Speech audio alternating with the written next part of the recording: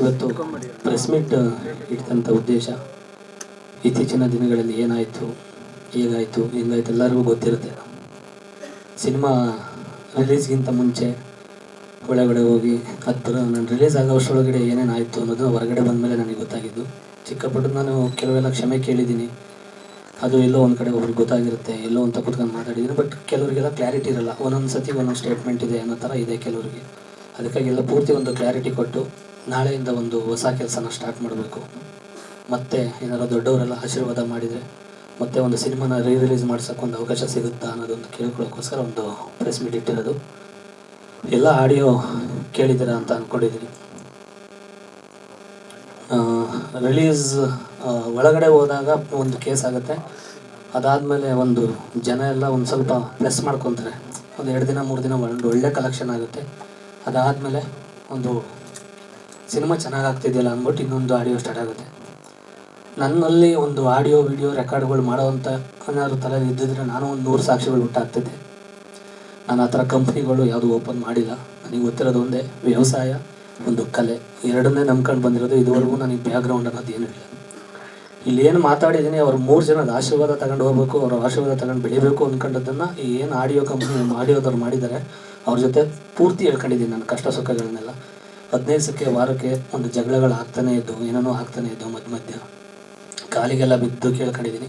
Cinema release announce ಆದಾಗ date ದಿನ ದಿನ ದಿನ ದಿನ ಜಾಸ್ತಿ ಆಗ್ತಾನೇ ಹೋಗ್ತಾಯಿತ್ತು. ನಾನು ಯಾರಿಗೂ ಹೇಳ್ಕೊಂಡಿರಲಿಲ್ಲ. ಹೇಳ್ಕೊಂಡು ನಾನು ಏನಾದರೂ ನನ್ನ ಹೆಂಡ್ತಿ ಕರ್ಕೊಂಡೋಗಿ ಏನಾದರೂ ಒಂದು ಕಂಪ್ಲೇಂಟ್ ಕೊಟ್ಟಿದ್ರೆ ಅದು ಬೇರೆ ಥರ ಆಗಿರೋದು. ಬಟ್ ಜನ ಸಿನಿಮಾ ಗಿಮಿಕ್ ಅಂತಾರೆ ಅಂದ್ಬಿಟ್ಟು ನಾನು ತುಂಬ ನಾನು ಇದುವರೆಗೂ ಯಾವ ಸ್ಟೇಷನ್ ಮೆಟ್ಲು ಹೊತ್ತಿಲ್ಲ, ಯಾವ ಕೋರ್ಟು ಕಚೇರಿ ಅಂತ ಹತ್ತಿಲ್ಲ. ನಮಗೆ ಯಾಕೆ ಬೇಕಪ್ಪ ಬೇಡ ಅಂತ. ಯಾಕಂದರೆ ಸುಮಾರು ಕೆಲಸಗಳಿರೋದ್ರಿಂದ ನಾನು ಅದಕ್ಕೆ ಕೆಲಸಕ್ಕೆ ಹೋಗಿಲ್ಲ. ಬಟ್ ಹಿಂಗಾಗುತ್ತೆ ಅಂತ ಅಂದ್ಕೊಂಡಿರಲ್ಲ. ನನ್ನ ಒಂದು ಬ್ಯಾಡ್ ಲಕ್. ಸ್ಟಾರ್ಟಿಂಗು ಆಡಿಯೋ ಕೇಳಿದಾಗ 100% ಅದು ನಂದಲ್ಲ ಅಂತಲೇ ಅಂದ್ಕೊಂಡಿದ್ದೆ ನಾನು. ಯಾಕೆಂದರೆ ಒಂದೊಂದು ವೇರಿಯೇಷನ್ ಒಂದೊಂಥರ ಇದೆ. ಸ್ಟಾರ್ಟಿಂಗ್ ಆಡಿಯೋ ಕೇಳಿದಾಗ ಅವ್ರ ವಾಯ್ಸ್ ಎಲ್ಲ ಪೂರ್ತಿ ಮ್ಯೂಟಾಗಿ ನಂದು ಮಾತ್ರ ಬರೀ ಅವರು ಅಂದಿದ್ದಾರೆ ಅಷ್ಟೇ, ಮಿಕ್ಕಿದ್ದೆಲ್ಲ ಕಟ್ಟಾಗಿದೆ. ಈಗ ಪೂರ್ತಿ ಬಿಟ್ಟರು ಆಡಿಯೋಗೂ ಅದಕ್ಕೂ ನೀವು ಒಂದು ಸತಿ ನೋಡಿದರೆ ಅದು ಈಗ ಏನು ಮಾತಾಡಿದ್ರು ಅದು ಸಮರ್ಥನೆ ಅಂತ ಅನಿಸುತ್ತೆ. ಬಟ್ ನಾನು ಸ್ಟಾರ್ಟಿಂಗು ಇಲ್ಲ ನಂದಲ್ಲ ಅಂದಿದ್ದೆ ಒಂದು ಕಡೆ ಒಳ್ಳೇದು ಅಂತ ಅನಿಸುತ್ತೆ. ಏಕೆಂದರೆ ಹಂಗೆ ಅಂದಿದ್ದಕ್ಕೆ ಯಾರು ಬಿಟ್ಟಿದ್ದು ಅಂತ ಗೊತ್ತಾಗಿದ್ದು. ನನಗೆ ಯಾರು ಬಿಟ್ಟವ್ರೆ ಅಂತ ನನಗೆ ಗೊತ್ತಿಲ್ಲ. ಏಕೆಂದರೆ ಅವ್ರು ಒಂದು ಇಂಟ್ ಕೊಟ್ಟಿದ್ದರು, ಈ ಆಡಿಯೋ ನಾವು ನಿಮ್ಮ ಫ್ರೆಂಡ್ ಸರ್ಕಲಲ್ಲಿತ್ತು, 50,000 ಕೊಟ್ಟು ತೊಗೊಂಬಂದಿದ್ದೀವಿ, 50,000 ಕೊಟ್ಟು ಡಿಲೀಟ್ ಮಾಡಿಸಿದ್ದೀವಿ, ಅದೊಂದು ಬಿಟ್ಟರೆ ಸಾಕು, ಇಡೀ ಕರ್ನಾಟಕ ಜನತೆ ನಿಂಗೆ ಹೊಡಿತಾರೆ. ಹಂಗೆ ಅಷ್ಟೊಂದು ದ್ವೇಷ ಯಾಕೆ? ಇಷ್ಟೊಂದು ದ್ವೇಷ ಮಾಡೋ ಬದಲು ಒಂದಿಷ್ಟು ವಿಷಯ ಕೊಟ್ಬಿಟ್ಟಿದ್ರೆ ಚೆನ್ನಾಗಿರೋದೇನೋ ಅಂತ ಅನಿಸುತ್ತೆ. ಬಟ್ ಅವ್ರು ಕೊಟ್ಟಿರೋ ಕೇಸ್ ಏನು, ಅವ್ರು ಹೋರಾಡ್ತಾರೆ, ಯಾವುದು ಆಡಿಯೋ ಬಗ್ಗೆ ಹೋರಾಡ್ತಿದ್ದಾರೆ ಏನಕ್ಕೆ ಅಂತ ಗೊತ್ತಿಲ್ಲ. ಬಟ್ ನನಗೆ ಅದು ಕೇಸ್ ಬಗ್ಗೆ ನಾನೇನು ತಲೆ ಕೆಡಿಸ್ಕೊತಿಲ್ಲ. ಅದು ಕಾನೂನಿದೆ, ಅದೇನಾಗಬೇಕು ಅದಾಗ್ತಿದೆ. ಬಟ್ ಈ 3 ಜನ ಮೇಯ್ನ್ ಇವ್ರ ಹತ್ರ ಏನು ಹೇಳ್ಕೊಂಡಿದ್ದೆ, ಮನೆಗೆ 2-3 ದಿನ ಕಂಟಿನ್ಯೂ ನಮಗೆ ಜಗಳಗಳಾಗ್ತಾನೆ ಇತ್ತು. ಅದರಲ್ಲಿ ಹುಡುಗಂದೊಬ್ಬಂದು ವಾಯ್ಸ್ ಬರುತ್ತೆ, ಅಲೋಕ್ ಅಂತ. ಅವನು ಹೆವಿ ಟ್ಯಾಲೆಂಟೆಡ್. ಅವನು ಟೋಟಲ್ ಒಂದು 69 ರೆಕಾರ್ಡ್ ಮಾಡಿವನೆ. ನನಗೆ ರೆಕಾರ್ಡ್ ಮಾಡೋ ಬುದ್ಧಿ 1% ಇಲ್ಲ. ನನ್ನ ಮೊಬೈಲ್ ಇವಾಗಲೂ ಕೊಡ್ತೀನಿ, ಒಂದು ರೆಕಾರ್ಡು ಇಲ್ಲ ನನ್ನ ಹತ್ರ. ಪ್ರತಿ ಒಂದು ದಿವಸ ಮೊಬೈಲ್ನೂ ಕತ್ಕೊಂಡು ಹೋಗಿದ್ದಾನೆ. ಮೇ ಬಿ ಮೊಬೈಲ್ ಕತ್ಕೊಂಡು ಹೋಗಿದ್ದೇನೋ, ಮೇ ಬಿ ಅವರವರ ಚಾಟ್ ಮಾಡ್ಕೊಂಡು ಸ್ಕ್ರೀನ್ಶಾಟ್ ಏನೋ ತಗೊಂಡವ್ರೆ ಅನ್ನೋದು ನನಗೆ ಈಗ ಗೊತ್ತಾಗ್ತಿದೆ. ಆ ಸ್ಕ್ರೀನ್ಶಾಟ್ ಕೆಲವೆಲ್ಲ ಮೆಸೇಜ್ಗಳು ಅವರವರೇ ಮಾಡ್ಕೊಂಡು ತಗೊಂಡು ವಾಟ್ಸಪ್ ಕಳಿಸ್ಬಿಟ್ಟು ಕ್ಲಿಯರ್ ಚಾಟ್ ಹೊಡೆದವ್ರಂತೆ. ಅದು ನನಗೆ ಗೊತ್ತಿಲ್ಲ. ಈ ಆಡಿಯೋ ಮನೆಗೆ ಒಂದು ದಿವಸ ಜಗಳಾಡಿ ಮತ್ತೆ ಬೆಳಿಗ್ಗೆ ಹೋದಾಗ ಬೆಳಿಗ್ಗೆ ಫೋನ್ ಮಾಡಿದರು, ಜಗಳಾಡಲ್ಲ ಇನ್ಮೇಲೆ, ಹೊಡೆದಾಡಲ್ಲ ಅಂತ. ಆಯಿತು, ಸಂಜೆ ಒಂದಾಗೋಣ ಚೆನ್ನಾಗಿರೋಣ ಅಂತಲೇ ಕರೆದಿದ್ದವರು. ಅವ್ರಿಗೆ ಹೇಳ್ತಾರೆ CCTV ಫುಟೇಜು ಅದೇನೋ ಹೇಳ್ತಾರೆ, ನನಗೆ ಗೊತ್ತಿಲ್ಲ. ಅವರಿಗೆಲ್ಲ ಅದೇ ಕೆಲಸ ಆಗಿರೋದ್ರಿಂದ ಎಲ್ಲ ಗೊತ್ತವ್ರಿಗೆ. ಬಟ್ ನಾವೇನು ಅಂದರೆ ನಾವು ಒಂದು ಸ್ವಲ್ಪ ಹಳ್ಳಿಯಿಂದ ಬಂದಿರೋದ್ರಿಂದ ಪಟ್ಟಂತ ಹೋಗಿ ಹಳ್ಳಿಗೆ ಬಿಡೋದು, ಮಾತಾಡ್ಬಿಡೋದು, ಏನೇನು ಮಾತಾಡ್ತೀವೋ ನನಗೂ ಗೊತ್ತಿರಲ್ಲ. ಅವ್ರ ಹತ್ರ ನಾನೇನು ಇದುವರೆಗೂ ನಮ್ಮ ಫ್ರೆಂಡ್ ಸರ್ಕಲೆಲ್ಲ ಕೇಳೋದಷ್ಟೇ, ಯಾವತ್ತೂ ಒಂಚೂರು ಕುಡ್ದಿದ್ದು ಹೆಂಗೆ ಕುಡ್ದೆ, ಅಲ್ಲಿ ಹೆಂಗೆ ಕುಡ್ದೆ, ಏನೋ ನಾವು ಪಾರ್ಟಿ ಕೂತ್ಕೊಂಡಾಗ ಅದು ಕುಡಿತೀನಿ, ಜ್ಯೂಸ್ ಕುಡಿತೀನಿ ಅಂತದ್ದು, ಅದು ಹೆಂಗೆ ಕುಡ್ದೆ ಅಂತ ಕೇಳ್ತಾರೆ. ನಾನು ಪ್ರತಿಯೊಂದು ಎಣ್ಣೆ ಕುಡಿದಿರೋದು ಅವರ ಜೊತೆಯಲ್ಲಿದ್ದಾಗಲೇ 3 ದಿವಸ. ನಾನು ಪೂರ್ತಿ ಡಯಟ್ ಇದ್ದವನು. ಸಿನಿಮಾಗೋಸ್ಕರ ತುಂಬ ಅಂದರೆ ತುಂಬ. ನಮ್ಮ ತಾಯಿ ಐಸೋಡಲ್ಲಿದ್ದಾಗಲೂ ಕೂಡ ಜಿಮ್ಗೆ ಹೋಗಿದ್ದೀನಿ ಹಾಸನದಲ್ಲಿ. ನನ್ನ ಹೆಂಡತಿ ಉಳಿಯೋದೇ ಇಲ್ಲ ಅನ್ನೋ ಟೈಮಲ್ಲಿ ಒಂದು 6 ತಿಂಗಳಲ್ಲಿ ಮೈಸೂರಲ್ಲಿದ್ದಾಗ ಅಲ್ಲೂ ಕೂಡ ಜಿಮ್ ಹುಡ್ಕೊಂಡು ಹೋಗಿದ್ದೀನಿ.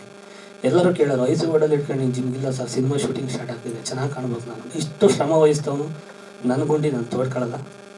ಇವ್ರಿಗೆ ಏನು ನನ್ನ ಎಣ್ಣೆ ಕುಡಿಯೋ ಜೊತೆಲಿ ಕೂತ್ಕೊಂಡಾಗ ಮಾತಾಡಿದ್ದು ಈ ಅಲೋಕನೂ ಲೇಡೀಸು ಇಬ್ಬರು ಸೇರ್ಕೊಂಡು ಮಾತಾಡ್ಬೇಕಾದ್ರೆ ನಾನು ತುಂಬ ಖುಷಿ ವಿಚಾರಗಳನ್ನ ಹೇಳ್ಕೊಂಡಿದ್ದೀನಿ. ನಾನು ಶಿವಣ್ಣ ಅವರ ಟೈಟ್ಲು ಸಿಕ್ಕಿದ್ದು, ನಾನು ಅವ್ರು ಮೀಟ್ ಮಾಡಿಸ್ತೀನಿ ಅಂದರೆ ಯೋಗರಾಜ್ ಭಟ್ರು ಸರ್ ಹೇಳಿದ್ದಾರೆ, ನಮ್ಮ ಟ್ರೈಲರ್ ಲಾಂಚ್ ಮಾಡಿಸ್ತೀನಿ ಅಂತ ಹೇಳಿದ್ದಾರೆ. ಇದನ್ನು ಹೇಳಿದ್ದಾರೆ, ಅವ್ರ ಕೈಲಿ ಮಾಡಿಸ್ತೀನಿ, 2ನೇ ವಾರಕ್ಕೆ ನಾನು ಕರೆಸ್ತೀನಿ ಥಿಯೇಟ್ರಿಗೆ, ಶಿವಣ್ಣವ್ರಿಗೆ ಸಿನಿಮಾ ತೋರಿಸ್ತೀನಿ ಅಂತಲೂ ಹೇಳಿದ್ದೀನಿ. ದರ್ಶನ್ ಸರ್ದು ಅವತ್ತಿನ ಒಂದೆರಡು ವಾರ ಹಿಂದೆ ಮುಂದೆ ದರ್ಶನ್ ಪುಟಾಣೆ ಸರ್ ಹತ್ರ ಮಾತಾಡ್ಕೊಂಡು ಬಂದಿದೆ. ಸರ್ ಒಂದೇ ಒಂದು ಬೈಟ್ಸ್ ಕೊಡಿ ದರ್ಶನ್ ಸರ್ ಕೈಲಿ, ಒಂದೇ ಒಂದು ಬೈಟ್ಸ್ ಕೊಡಿಸಿ ಪ್ಲೀಸ್ ಸರ್ ಅಂತ ಹೇಳಿ ಅದೆಲ್ಲ ಇವ್ರ ಹತ್ರ ಚರ್ಚೆ ಮಾಡಿದ್ದೆ ಅವತ್ತಿನ ದಿವಸ. ಅದೇನು ರಾತ್ರಿ ನಡೆಯುತ್ತೆ ಅವತ್ತಿನ ದಿವಸ.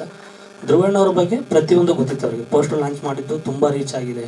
ಅವ್ರ ಫ್ಯಾನ್ಸ್ ಪೇಜಲ್ಲೆಲ್ಲ ಎಲ್ಲ ಕಡೆ ಹಾಕಿದ್ದಾರೆ ನಮ್ಮದೆಲ್ಲ ಸಿನಿಮಾ ಪ್ರಮೋಷನ್. ಸಿನಿಮಾನು ನೋಡ್ತೀನಿ ಅಂತಲೂ ಕೂಡ ಹೇಳಿದರು. ಇಷ್ಟೆಲ್ಲ ಒಂದು ಖುಷಿ ವಿಚಾರ ಹಂಚ್ಕೊಂಡಿದ್ದಷ್ಟೇ.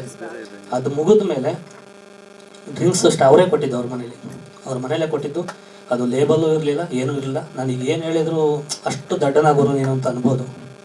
ನಾನು ಹೇಳ್ತಾ ಇದ್ದೀನಿ ಅದರಲ್ಲಿ ಏನೂ ಲೇಬಲ್ ಇರಲ್ಲ. ಅವನೇ ತಂದು ಕೊಟ್ಟಿದ್ದು. ಅಲ್ಲಿ ಹೋಗ್ಕೊಂಡು ಏನಿದೆ ಅವನೇ ತಂದು ಕೊಟ್ಟಿದ್ದೆ. ಇವರಿಬ್ಬರಿಗೆ ಒಬ್ಬರು ಲೇಡೀಸ್ ಇದ್ದಾರೆ.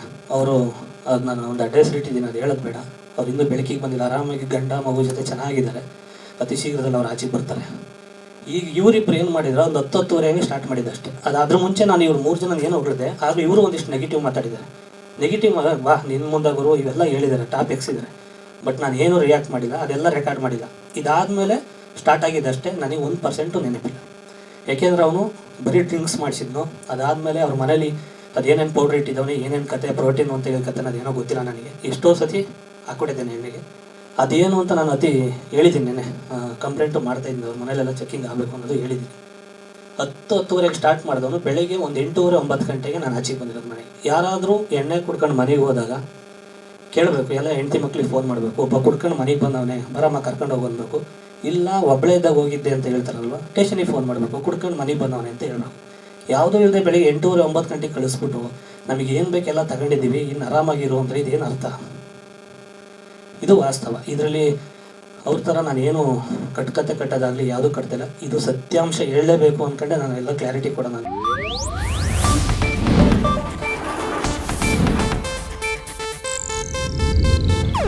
ಇದು ಏಷ್ಯಾನೆಟ್ ನ್ಯೂಸ್ ನೆಟ್ವರ್ಕ್ ಪ್ರಸ್ತುತಿ.